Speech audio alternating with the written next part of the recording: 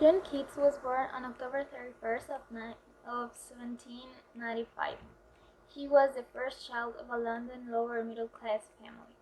In 1803, he was sent to a school at Enfield, where he gained a favorable reputation for high spirit and boyish pugnacious. His father died in an accident in 1804, and his mother in 1810, probably of tuberculosis. Meanwhile, Keats' interests had shifted from fighting to reading. After his brother died, Keats moved to his friend Charles Brown's house in Hampstead.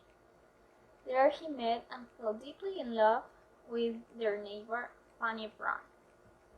John contracted tuberculosis while taking care of his critically ill brother, Tom, that had died in 1890. Finally, in 1821, when he was only 25 years old, John Keats succumbed to tuberculosis. When he left school in 1811, Keats was apprenticed to an apothecary surgeon in Edmonton. Then it was Edmund Spenser's Faerie Queene that awakened him to the charm and power of poetry. The imaginative beauty of Spenser's worlds of fantasy have fulfilled some romantic yearning in his adolescent mind. And he was even more impressed by the poet's mastery of language, as evidenced in the aptness and the sensory intensity of his imagery. It was probably during his last months in Edmonton that Keats first tried writing four stanzas entitled Imitation of Spenser.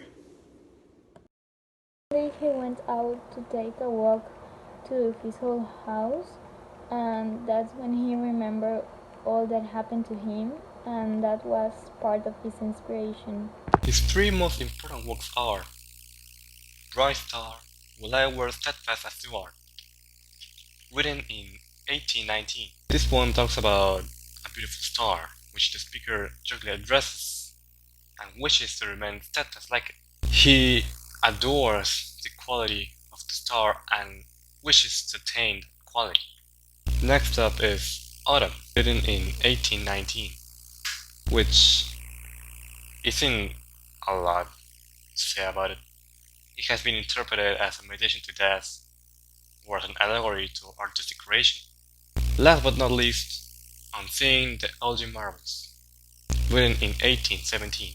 The sonnet attempts to convey the poet's complex attitude towards death, couched in a reflection on the British Museum's Greek statues. It's a combination of obscure and abstract images, which gives the poem a likeness which belies its supposed interest in stone and monuments.